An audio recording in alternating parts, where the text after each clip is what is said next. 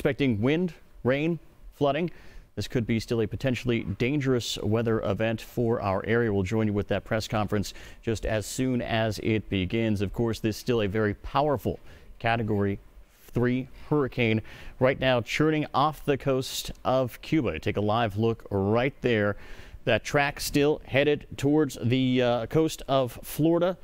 We are potentially out of that cone of uncertainty right now here in the low country, but that again does not mean that we will not feel some effects from Hurricane Irma. This all set to begin tomorrow afternoon. More of the heavy stuff getting into the low country, most likely overnight, Sunday night into Monday. We're going to go to meteorologist Emily Gracie right now. She's been tracking the storm for you all morning long. And Em, what is the latest on Irma's path? All right, John, sorry I was yelling over you there for a minute. We just got that 11A update in, and it did just drop down to a Category 3. The winds are down to 125. It was barely at that Category 4 status before at 1:30, and now with the 11 a.m. update, it is down to a Category 3 now. Still a major hurricane and still causing major impacts over Cuba right now and headed towards Florida. The storm is huge, and I want to show you the latest look here at the track as it is a Category 3, but could and will likely strengthen again back to a Category 4 as it moves over some very warm water. Now we are expecting it to still hold onto that track, getting close to Fort Myers or perhaps somewhere along that west coast of Florida as we go through the day tomorrow. So that's going to be something that they're dealing with along that west coast of Florida starting tomorrow morning, really with those major impacts and going through the rest of the day. The winds could be as high as 140 miles per hour at landfall. The storm surge is certainly going to be a huge concern with this storm. Could stay a Category 4 as it continues to move overland, potentially moving north through Florida, perhaps even moving back out over water. So that is not out of the question for it to move back into the Gulf, which any sort of warm water with this system will feed it and will cause it to strengthen again. And the Hurricane Center actually has it holding on to that Category 3 status well into Georgia, perhaps even into Atlanta. And because of where we are situated in relation to the center of circulation, our winds would be onshore. We're talking about southeast winds that would push that water onshore, and for that reason we are going to be keeping a close eye on this. I'll tell you the impacts in just a few minutes. John? All right, Emily, thank you. Again, we are awaiting that press conference. Kathy Hain with the EOC here in Charleston County, of course, approaching the podium. You can see North Charleston Mayor Keith Summey right there. They're still waiting on just a couple more officials before they begin this press conference. We can tell you those evacuations did go into effect this morning for locally here Edisto Island as well as Fripp, Defusky Island as well. People there were told to evacuate their homes at 10 a.m. We've seen traffic on I-95, of course, really just a standstill, and it has been for days as people coming up off the coast of Florida.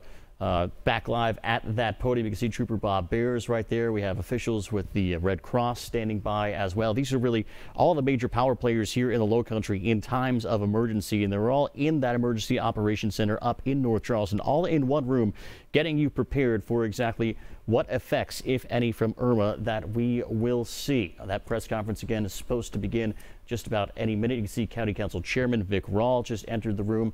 These people really the minds that matter when it comes to times of emergency here in the low country. We did check in with Bill Burr earlier today. He told us that so far Edisto Beach, a lot of people had already left that area, of course, so hard hit during Hurricane Matthew. They really don't want that to happen again. Let's join Kathy Hain right now at the EOC.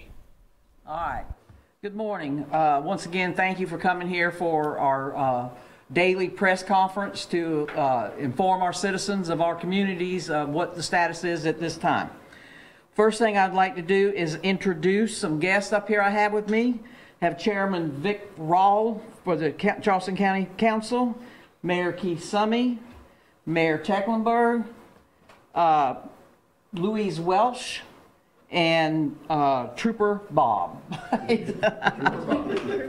Trooper Bob. Okay, just to give you a brief update as to where we are right now as far as Charleston County and the Operations Center goes. We are still at OPCON 2. We did not advance to 1 today. We stayed at OPCON 2. And our EOC, Emergency Operations Center, will be partially activated, which what that means is at 5 p.m. today, we will basically shut down and reopen tomorrow at 8 o'clock. Now, if it warrants to run a 24-hour shift of our EOC tomorrow, that decision will be made, and then we'll announce it. But tomorrow morning we'll start back at 8 o'clock. One thing I want to just update everybody on, just a little brief about the weather. About midday on Monday, we could start seeing some effects of the storm. Okay, and they are estimating that we could get wind gust, and that's I emphasize gust because there is a difference of between 40 and 60 mile an hour in our area. There could be some coastal flooding at high tide on Monday. Okay, they are talking of a 4 to 6 foot storm surge. Again, that is as of 11 a.m. advisory from the National Hurricane Center. Okay.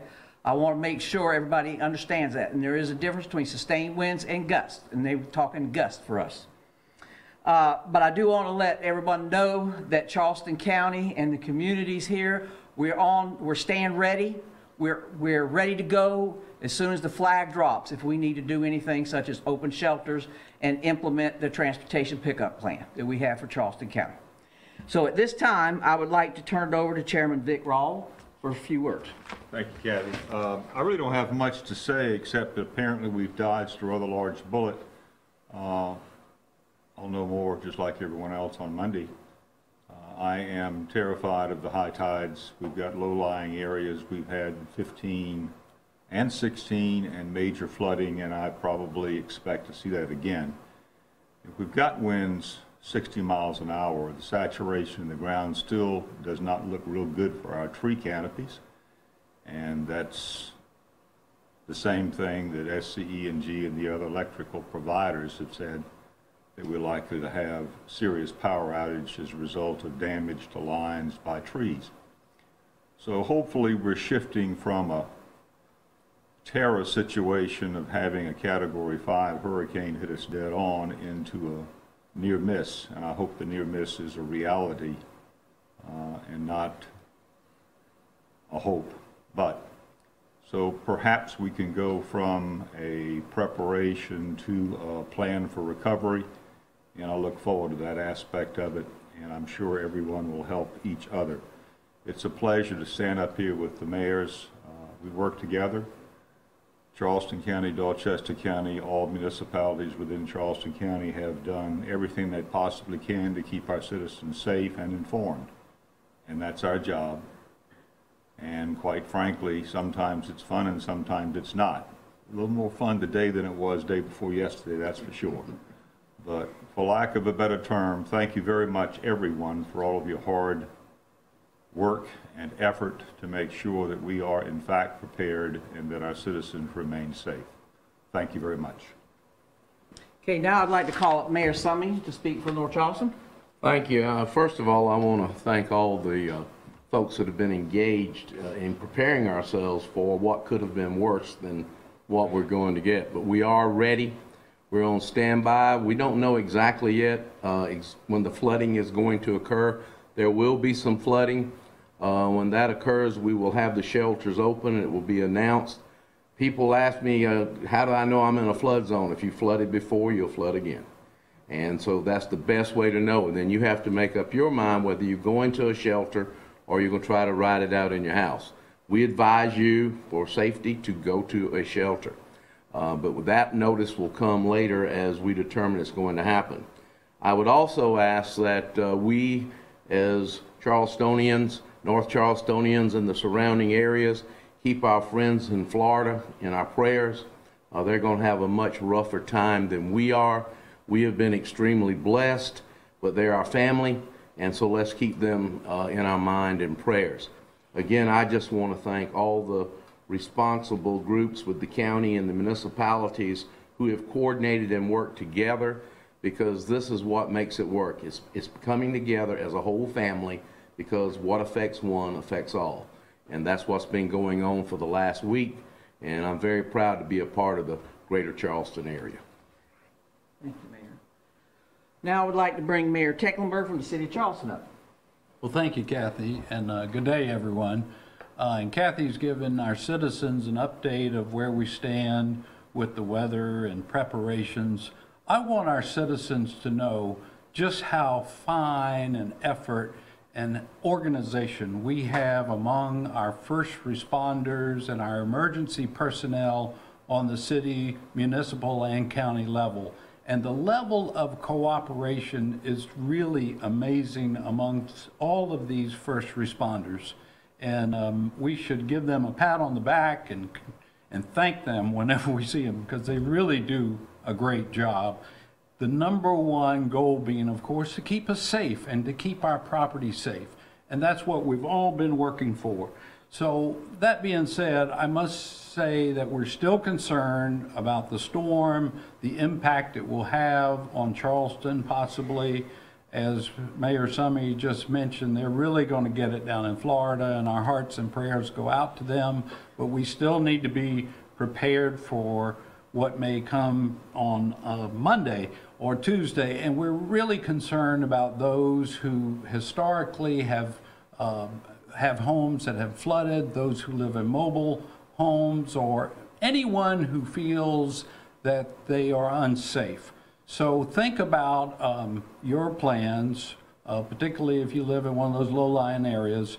Maybe you would like to relocate still with a friend or family. There are hotel rooms available in the Tri-County area since we didn't evacuate. And then, if need be, tomorrow and the next day, we would announce, if need be, for shelters to be open. So thanks again to all our first responders. They do a great job. Thank you. Okay, Louise Welsh from Red Cross. Good morning. Just want to assure everybody that the Red Cross, working with these wonderful government partners, are on the standby. We have shelters ready to open if you need them. We make these shelters as comfortable as we can, but we need you to bring your pillow, your favorite pillow, your blanket. If you have children that need formula, bring them. If you have children, bring something to entertain them with. And if you have prescription drugs that you need, please bring those with you to the shelters, and we will have them open as needed, working with our partners. Okay, Trooper Bob to give us a report on the interstate highways. Sure. Good morning. So to give you a brief update on where we stand with the Highway Patrol in the Tri-County area, troopers remain at the ready and are currently standing by. In the Beaufort and Jasper area, we have boots on the ground and are staged along the hurricane routes in that area.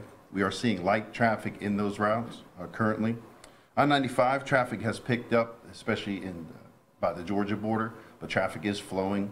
And troopers are currently working to clear 2 collisions in Colleton County at the 51-mile marker and the 65-mile marker. Thank you. Thanks.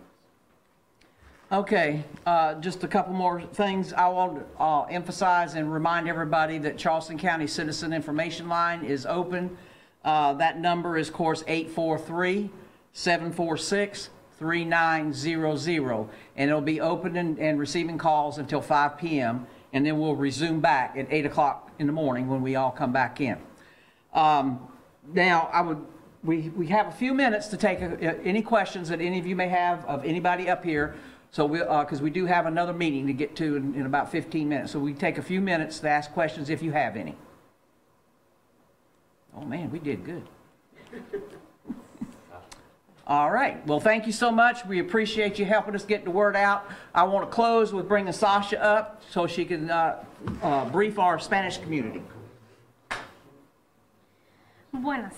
El Centro de Operaciones de Emergencia del Condado de Charleston todavía está en condición operativa. All right, you just heard right there that live press conference from the Emergency Operations Center here in Charleston County. Kathy Haynes speaking right there, the Director of Emergency Management here for Charleston County. They say they remain at an OPCON 2. They are partially activated. That means the EOC will indeed close at 5 o'clock this evening and reopen tomorrow morning at 8 a.m. Of course, they will staff that 24/7 if needed and conditions worsen.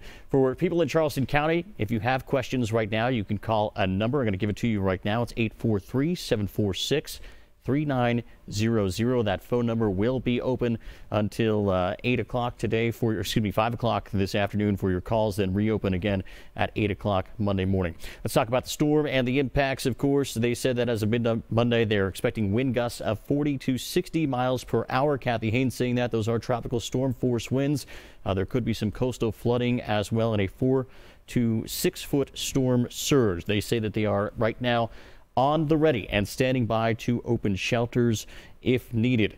County Council Chair Vic Rawls saying that we dodged a bullet here, though of course we are still waiting for those conditions to approach South Carolina to find out what exactly we are going to get.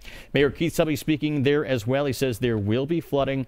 North Charleston is ready to open its shelters if necessary. He said people are coming up to him and asking, well, how do I know if I'm in a flood zone? He said the answer is simple. If you flooded before, you will flood again. Mayor John Tecklenburg with the City of Charleston saying he is still concerned. He sends his prayers to people in Florida, as we all do right now. He says please still be prepared. We could see, of course, those floodwaters come into Charleston. He says think about your plans now. If you need to relocate, make sure you have that plan in place to do so. Louise Welsh from the Red Cross says they will open their shelters as needed. They are standing by and they are on the ready. And our good friend Trooper Bob Beers with the Highway Patrol telling us that right now traffic on I-95 is heavy, especially near the coastal Georgia border. It is flowing. They're working a couple of accidents in Colleton County right now. Of course, those evacuations underway on Edisto Island. So where will this storm go from here? Let's check back in with meteorologist Emily Gracie one more time. All right, John, we did just get that update from the Hurricane Center with not much change to the track, but there is some change to the intensity. Right now, a Category 3 hurricane, a very strong Category 3 hurricane, nearly a Category 4. Some new watches and warnings to tell you about, though, here in the Low Country.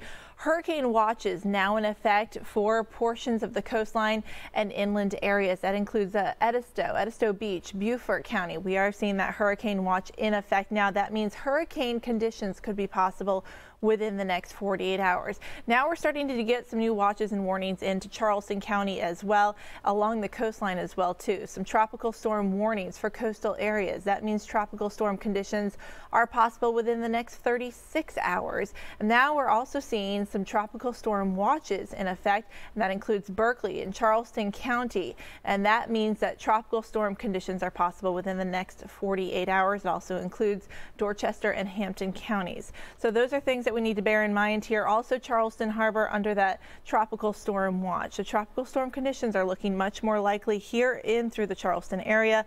A latest look at what we are seeing out there as far as the latest on the storm, 125-mile-per-hour winds moving very slowly towards the west, just north of Cuba at this time, and now less than 200 miles from Key West, Florida. Expected to make that turn off to the north sometime later tonight and early tomorrow, and potentially making a landfall on Florida's coastline somewhere along the west coast during the day tomorrow. It is expected to strengthen back to a Category 4 when that happens. It's moving over very warm water here over the next 24 hours and could potentially still be that Category 3 as it continues to move north into Georgia, well inland at that point, which would mean those impacts would certainly be felt here on the east side of the storm in the way of storm surge. So that storm surge is going to be the main concern as we go through the day. On Monday, flooding rain as well on top of that storm surge, and of course the timing of high tide, which we have a high tide Monday shortly after noon. We'll be keeping a close eye on. Also Sunday evening shortly after midnight into early Monday morning, another high tide we'll be keeping a close eye on. So the tide plus the storm surge plus whatever rainfall we get. Water is going to be the main concern with this storm, but of course the wind's a concern as well. John? Yeah, I can't bring that all clear just yet. We have our team of meteorologists and reporters out in the field gathering news for you. Thank you so much for joining us on this special report. We'll have much more for you throughout the day on air and online. And don't forget, you can always download the ABC News 4 app for the very latest. We'll now return you to our regularly scheduled programming.